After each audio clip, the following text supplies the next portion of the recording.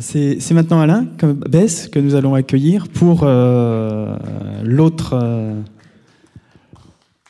extrémité, je dirais. Bon, on a vu là tous les formations, toutes les choses qui étaient enregistrées, qui étaient projetées, mais il faut bien les projeter dans une salle de cinéma. Et une salle de cinéma, on va voir que déjà par elle-même, c'est loin d'être n'importe quoi, c'est très cadré.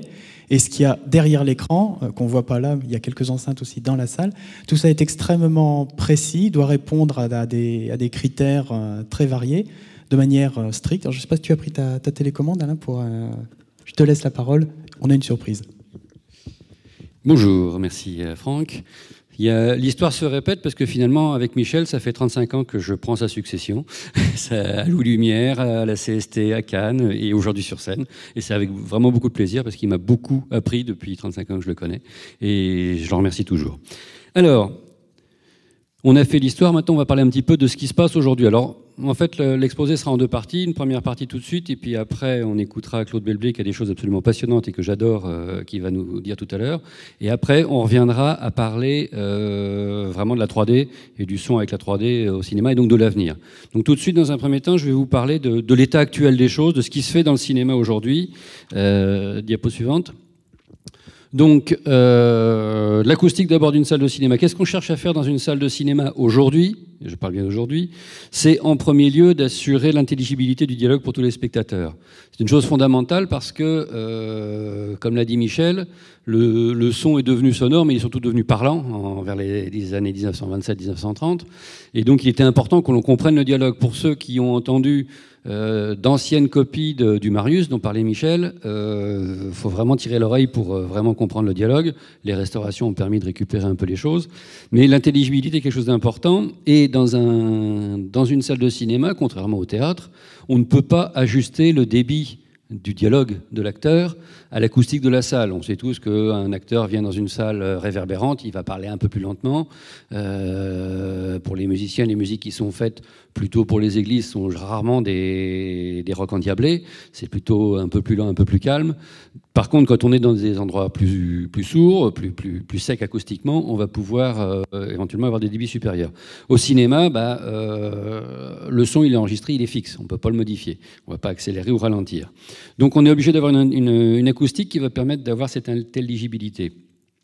Il faut aussi, bien évidemment, assurer le respect de l'ensemble du mixage sonore, c'est-à-dire avoir une homogénéité de reproduction, c'est-à-dire respecter tout le travail du mixeur, ne pas couper des fréquences, choses comme ça. Et puis quand on est dans des systèmes multicanaux, ne pas avoir un canal plus fort qu'un autre, donc avoir un bon équilibrage.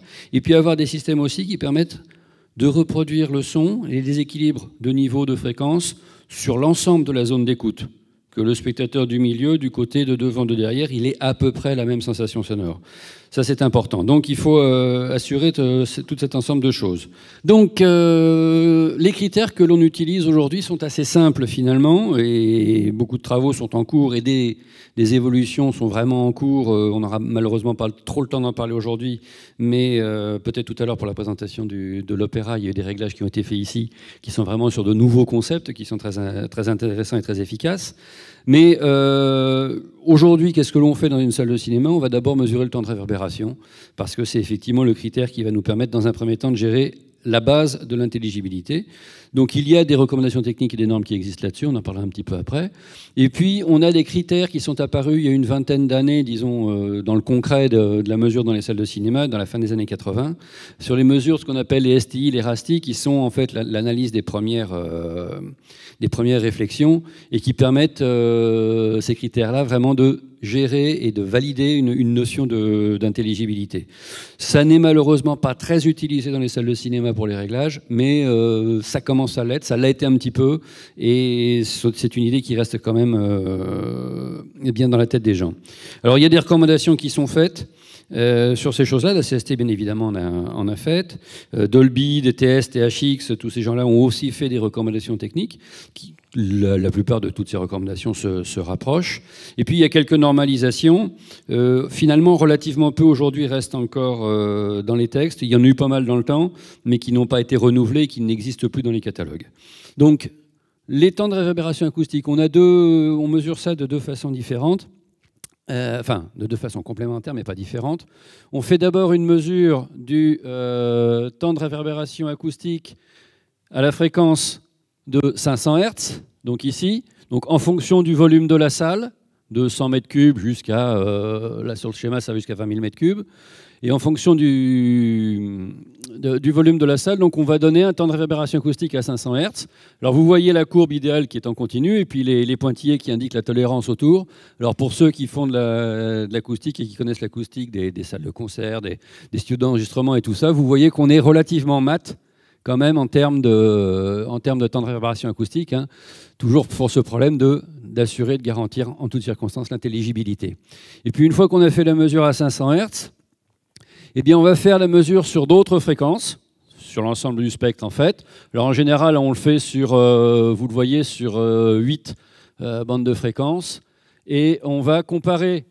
Donc on prend la valeur à 500 Hz en référence, et puis on va comparer cette valeur, les valeurs des autres fréquences par rapport à celle à 500 Hz. Et idéalement, il faut qu'on soit dans ce gabarit pour avoir à peu près une homogénéité dans la réponse. L'idéal, il est que dans les basses et les aigus, on soit le plus près de la valeur à 500 Hz, mais on a des tolérances dans les basses et les aigus. Donc voilà les mesures principalement qui sont faites assez régulièrement, je dirais pas dans toutes les salles de cinéma, mais que tous les architectes et tous leurs acousticiens du moins connaissent et savent à peu près gérer. Pour ce qui est des rastis et tout ça, malheureusement, il n'y a pas vraiment de mise en pratique de ces choses-là, donc on ne va pas trop en parler. Je reviens très rapidement, mais Michel l'a montré, donc ça va aller vite. Hein, ce qui existe aujourd'hui en termes de sources sonores dans le cinéma, 35 mm, donc la piste analogique, la piste de commande DTS, le Dolby et le SDDS. Michel l'a montré, on va chacun notre petit schéma, mais ce sont les mêmes choses. Alors, un petit rappel sur les qualités. Parce que ça, c'est toujours intéressant, et de comparer, de se rappeler un petit peu les qualités de ce que l'on a. Alors, le mono, donc, qui a été en pratique, on va dire, jusqu'au milieu des années 80, principalement. Dans le mono, bande passante, vous voyez, 50 Hz, 8000 Hz, un seul canal, bien sûr. Diaphonie, j'ai mis une diaphonie, c'est stupide d'avoir mis une diaphonie ici, parce que vu qu'il n'y a qu'un seul canal, il n'y a pas de problème de diaphonie. Une dynamique, donc un rapport entre le plus faible et le plus fort, une cinquantaine de dB potentiel possible. Distorsion harmonique, 1% en étant très optimiste, c'est plutôt un petit peu plus. Des fluctuations de vitesse, hein, vous savez que ça chevrotait toujours un petit peu le cinéma 35. Pas de compression du signal puisque ce n'est pas du numérique. Le Dolby A dont a parlé Michel, le gain il est un petit peu sur la réponse en fréquence, enfin un peu plus haut dans les aigus. On a 4 canaux et un renfort de basse qui n'est pas un vrai renfort de basse en fait, qui est les basses du centre. À une époque, c'était que le centre, après c'était gauche, centre, droite. On récupère les basses, on les filtre et on les réamplifie séparément, donc ce n'est pas un canal discret en lui-même. La diaphonie, là, entre les deux pistes, LT et RT, c'est une vingtaine de dB à peu près.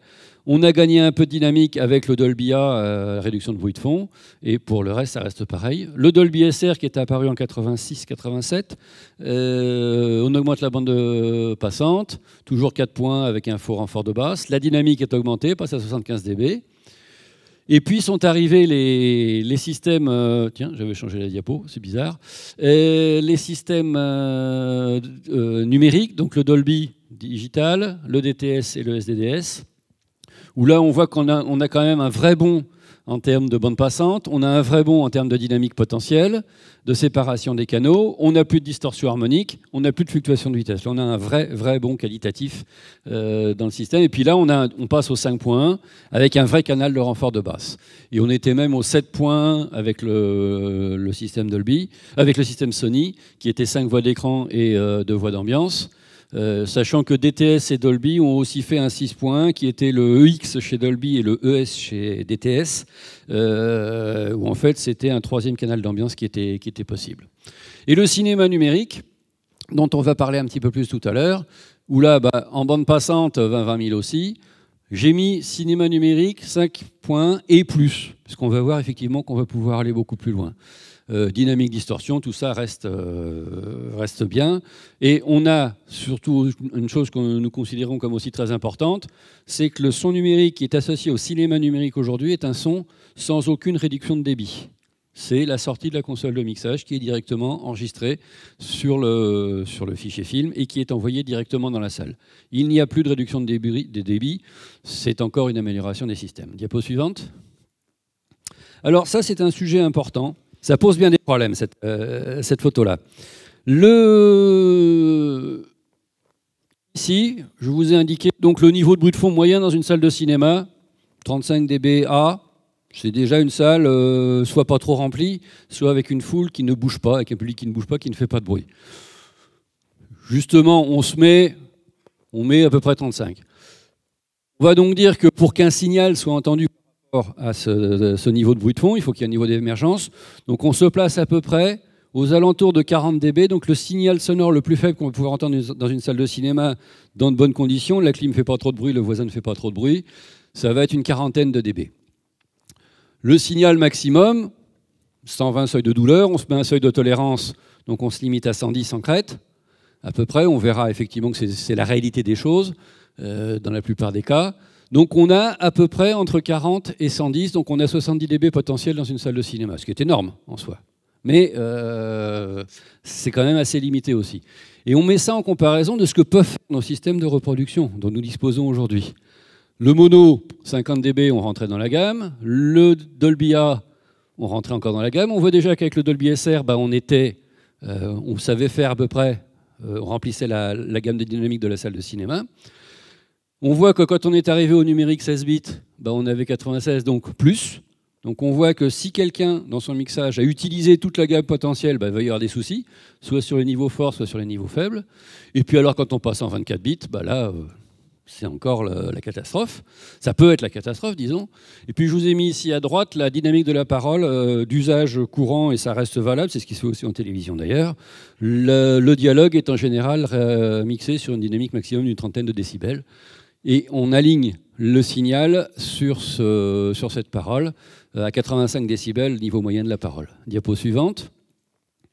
Alors voilà, je suis sur un... Le A, c'est un film en 16 bits, donc du Dolby Digital ou du DTS. Et puis, le mixeur, il a bien travaillé, il a aligné. Et puis, le projectionniste dans la salle de cinéma, lui, il a un problème. Parce que s'il projette son film en laissant son potentiomètre à la valeur 7, la célèbre valeur 7 du potentiomètre Dolby, dans la salle de cinéma, et que le mixeur, il a utilisé toute la gamme potentielle, ça va coincer dans les niveaux forts. Dans les niveaux faibles, ça ne va pas gêner grand monde. On n'entend pas, on se dit, il n'y avait peut-être pas de signal. Par contre, dans les niveaux forts, j'aperçois un camarade responsable d'établissement de multiplex. Le spectateur, si c'est un peu trop fort, ça s'affole tout de suite. Donc, il vient réclamer. Donc, que fait le projectionniste ? Il va descendre le potentiomètre. Et donc, il va descendre le niveau de la parole. Vous voyez sur la position B, le niveau moyen de la parole est descendu. Les niveaux faibles sont descendus dans le bruit de fond, donc on va en perdre. Par contre, les niveaux forts se retrouvent à peu près supportables. Donc ça, c'est un vrai problème. C'est un des grands débats, des grands sujets, des grands challenges que nous avons aujourd'hui sur la reproduction sonore au cinéma. C'est de vraiment savoir gérer cet alignement de niveau sonore et de ne pas abuser des possibilités que le numérique offre et de savoir se limiter, de savoir que le système de diffusion que l'on utilise en salle de cinéma a ses limites, que la salle de cinéma a ses limites et que les oreilles des spectateurs ont aussi leurs limites et il faut vraiment bien réfléchir à ça. Et ce problème est encore plus important aujourd'hui avec le cinéma numérique parce que autant avec le 35 mm, toutes les pistes sonores étaient vérifiées par un consultant Dolby ou DTS au moment du report optique. Avant que le report optique ne se fasse, il y avait un consultant Dolby ou DTS qui validait le niveau d'alignement, les niveaux forts, les niveaux faibles, et qui disait c'est bon, ça passera en salle de cinéma, ou ce n'est pas bon. Donc on avait une validation. En numérique, il n'y a plus tout ça. Comme je vous l'ai dit, directement à la sortie de console, il n'y a plus de validation par un consultant Dolby, DTS ou autre. Et par ailleurs, il est tellement facile de faire un fichier numérique avec n'importe quel outil de travail, de post-production, chez soi, sur le coin de sa cuisine, comme on dit vulgairement, qu'on a plein de gens qui ne savent même plus ce que veut dire cette notion de niveau d'alignement. Donc on a un challenge aujourd'hui qui est de redéfinir ces notions-là et de définir des fichiers. C'est un challenge qu'on s'est donné avec Claude Villain à la CST dans le département son, de sortir assez rapidement les notions de fichiers de référence qui permettent de faire toute la chaîne numérique et que tout le monde reprenne un petit peu ces informations-là. Alors voilà, la salle de cinéma, très simplement, très rapidement. On verra tout à l'heure les configurations. Mais aujourd'hui, la salle de cinéma, Derrière l'écran, c'est ce que vous voyez en sombre, canal gauche, canal centre, canal droit, le renfort de basse, et puis des canaux ambiance qui sont aujourd'hui répartis en 2 ou en 3. Vous avez ambiance droite ou ambiance gauche globale, ou vous avez ambiance droite, ambiance gauche et ambiance arrière. C'est ce qu'il y a le plus souvent dans une salle de cinéma. Alors j'ai essayé de faire quelque chose d'un peu dangereux. Hop là, voilà, je ne sais pas si ça a été branché. Alors, est-ce que ça monte? Ça monte. Je vais quand même vous montrer une chaîne sonore. Il y a peut-être qui n'ont jamais vu une chaîne sonore de salle de cinéma. Le plus simple, c'est de vous la montrer. J'ai reculé un tout petit peu les enceintes acoustiques pour que ça accroche pas. Donc ce que vous avez sur l'écran, bah, vous l'avez derrière l'écran. Hop là, voilà. Donc je ne vais pas aller plus haut, hein, vous voyez. Donc, hop là, on s'arrête. Voilà, merci. Donc là, vous ne les voyez pas, elles sont ici, les renforts de basse. Là, il y en a 2. Et puis, canal gauche, canal centre, canal droite. Le canal centre placé, effectivement, bien au milieu de l'image. Alors, ce n'est pas tout à fait le cas dans cette salle, mais normalement, l'axe acoustique est un petit peu au-dessus du milieu de l'image, l'axe acoustique de l'ensemble. Le canal gauche, il est positionné, et le canal droite sont positionnés à l'extérieur. En général, on les positionne au niveau du bord de l'image 1,85, à peu près, pour qu'en 1,85, on ait une image quand même assez large, et puis que pour le scope, on n'ait pas une image sonore trop réduite par rapport à l'image cinéma. Donc ces positionnements-là sont à peu près les positionnements classiques d'une salle de cinéma. Je vais redescendre la toile d'écran et on passe à la diapo suivante. Rapidement, des schémas de chaînes sonores. Hein. Donc la chaîne sonore traditionnelle, ce qu'on appelle la chaîne A, qui va depuis les lecteurs jusqu'au potentiomètre. Donc là, sur le classique, hein, le lecteur analogique, Michel vous les a montrés tout à l'heure, les lecteurs numériques Dolby DTS ou SDDS, et puis les sources issues du numérique autre type, donc issues des serveurs. Les processeurs qui font le traitement et qui décodent. Diapo suivante. Voilà. Alors une chaîne plus complète, hein, où on ajoute les filtres actifs et les amplificateurs. Il y a 2 ou 3 façons de faire du son dans les salles de cinéma aujourd'hui au niveau de l'amplification. La plupart des salles sont en mono-amplification, donc filtre passif entre des médiums et aigus avec des coupures qui sont en général entre 500 et 800 Hz, les plus mauvaises fréquences pour la voix humaine. On coupe en plein milieu des belles harmoniques de la voix humaine. Et puis il y a des systèmes d'amplification, de biamplification. On coupe aux mêmes fréquences, mais ce sont des filtres actifs, donc de meilleure qualité. On a moins de rotation de phase, moins de désagréments. Et puis il y a des systèmes de triamplification, surtout dans les grandes salles, où là on va couper les basses, alors c'est 125, 150, 200 Hz. Et puis on va couper les aigus vers 1,5 kg, 2 kg, 3 kg. Ça dépend des systèmes. Où là on a vraiment des médiums qui ne sont plus coupés, et ce qui permet d'avoir une meilleure intelligibilité là aussi du signal sonore. Pardon, je n'ai pas appuyé sur le bon bouton, je croyais que ça changeait la diapo. Hans, s'il te plaît. Et voilà. Donc voilà par exemple un schéma synoptique d'une installation classique de cinéma, avec les 3 voies d'écran, le renfort de basse, et puis les canaux d'ambiance qui peuvent être répartis, donc qui sont répartis tout autour de la salle, gauche, droite, arrière droite, qui se répartissent. Diapo suivante, je crois que ce sera la dernière d'ailleurs, s'il me rappelle bien. Ah oui, si, dernière chose importante sur laquelle il fallait parler, ce sont les problèmes de niveau. Vous savez tous sûrement qu'il existe depuis 1998 un décret qui est du 15 décembre 1998, si ma mémoire est bonne. Et ce décret fixe des niveaux maximums de reproduction sonore dans les salles, dans les lieux diffusant des sons amplifiés, des musiques ou des sons amplifiés. Je ne me rappelle plus si c'est musique ou si c'est sons amplifiés, des sons amplifiés, des musiques amplifiées. Voilà. Alors, ce décret-là, il nous a posé quelques petits soucis. On avait travaillé avec le ministère de la Santé à l'époque, quand il avait développé ce décret. En fait, il ne s'applique pas aux salles de cinéma. On l'a sorti les salles de cinéma ont été sorties du domaine d'application du décret. Pas tellement parce que la salle de cinéma voulait être originale, mais on a démontré, on a fait des mesures. On a d'ailleurs quelques collègues qui ont eu un peu mal aux oreilles pendant quelques temps. Moi, j'étais sorti de la salle avant que ça fasse un peu trop de bruit. On avait fait des essais dans 2 salles de cinéma en la réglant parfaitement, en alignant donc les 85 dB de bruit rose par canal, la courbe ISO 2969X bien connue, hein, l'atténuation de 3 dB par octave à partir de 2 kHz. Et puis on avait demandé à des distributeurs de nous donner des bouts de films, de leurs films qui pensaient être les plus sonores qu'ils avaient. Donc on a passé des Starship Troopers, des choses comme ça, et on a mesuré bien évidemment les niveaux sonores que l'on relevait. Alors les niveaux sonores que l'on a relevés, c'était en LEQA, donc qui était l'unité utilisée dans le décret. En LEQA, on était à 97 dB LEQA, c'est le plus fort qu'on ait relevé. Le décret, lui, disait qu'il ne fallait pas que les niveaux dépassent 105. Donc dans des salles de cinéma, réglées pile poil, en passant le film tel qu'il a été fait, on arrivait à 97 dB. Donc on ne dépassait pas le décret. Par contre, c'était absolument insupportable dans la salle. Personne ne restait, c'était insupportable, on ne pouvait pas tenir. Pour ce qui est des crêtes, le décret il dit que les crêtes ne doivent pas dépasser 120 décibels en crête. Le niveau le plus fort que moi j'ai mesuré, il y a une fois à Cannes, c'était sur le moyen métrage de Michael Jackson. J'avais mesuré 114 en fond de salle, sur la passerelle devant la cabine. J'avais mesuré 114. Et dans ces essais que nous avions faits au Gaumont-Champ et à l'Aqua Boulevard, on était arrivé à 117 dB en crête. Ce qui, là aussi, c'était totalement insupportable. On n'était pas resté dans la salle, bien évidemment. Mais on était encore en dessous des valeurs du décret. Alors, une des explications qu'on a trouvées pour dire que comment ça se fait que le décret, il était à ces valeurs-là, qui paraissent démentielles. Et en fait, c'est simplement une utilisation du spectre. C'est effectivement que dans le cinéma, on a le principal de l'énergie qui est dans le spectre médium. Donc quand on va envoyer de l'énergie dans le médium à 97-100 dB, ça va faire mal. Et on s'est rendu compte que dans l'application qui en est faite dans d'autres lieux, et là il y a des gens bien plus experts que moi pour le confirmer ou pas, mais on s'est rendu compte que en fait, le principal de l'énergie, il est en dessous de 150 Hz.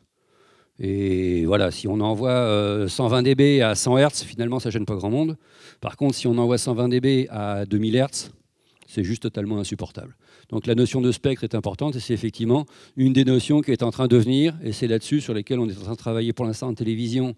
Mais lorsque nous aurons fini en télévision, on passera aux mêmes choses pour le cinéma, mais d'inclure la gestion du spectre dans ce genre de choses. On parlera un petit peu plus du son par rapport à la 3D dans la deuxième partie de cet exposé. Merci.